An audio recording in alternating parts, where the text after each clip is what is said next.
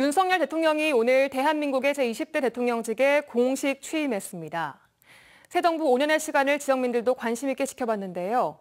정부의 성공을 바라는 국민으로서의 기본적인 희망 이면에 걱정 어린 시선도 많았습니다. 박광수 기자가 보도합니다. 온 국민들의 시선을 모았던 대통령 취임사. 핵심 키워드는 자유와 연대였습니다.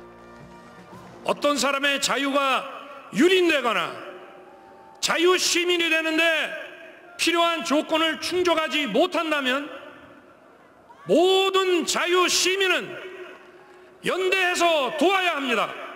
정치적 공감이나 지지 여부를 떠나 시민들 마음의 저변에는 새 정부 성공에 대한 바람이 깔려 있습니다. 새 정부가 강조하고 있는 국토 균형 발전의 비전은 대단히 저희들은 환영하고 있는데요. 이런 국정 과제가 잘 이렇게 충실히 이행됐으면 하는 그런 기대를 가져보고요. 다양한 후속 조치가 이어지는 실질적인 그런 정책이 됐으면 하는. 하지만 정부 인수 과정을 통해 드러난 퇴행적 논란과 갈등, 지역 소외 현상을 두고 걱정스러워하는 시각도 많습니다.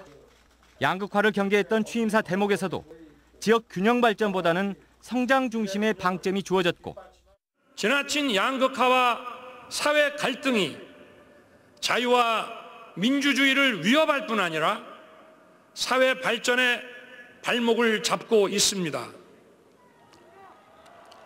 저는 이 문제를 도약과 빠른 성장을 이룩하지 않고는 해결하기 어렵다고 생각합니다. 호남의 경우는 더더욱 첫 고위급 인사에서부터 철저히 배제되는 차별적 현실을 이미 겪고 있기 때문입니다. 또 세대로 갈라치고 지역으로 갈라치는 그런 형태들이 있었습니다. 그것이 이제 선거가 끝나고 새로운 정부가 출범한 만큼 이 새로운 정부의 과제로 또 남아있다고 생각하고요.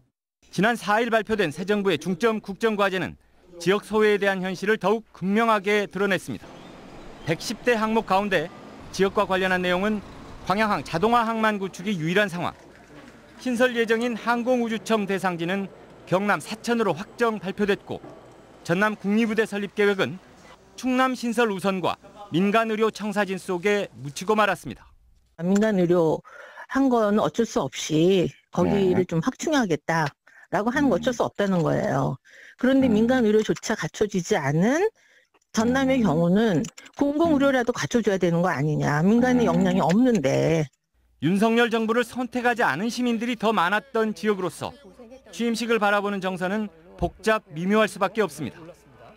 지역 편차 없이 전 국민을 하나의 열정으로 묶어내는 진정한 연대의 실현이 출발선 새 정부의 최우선 과제가 되고 있습니다. MBC 뉴스 박광수입니다.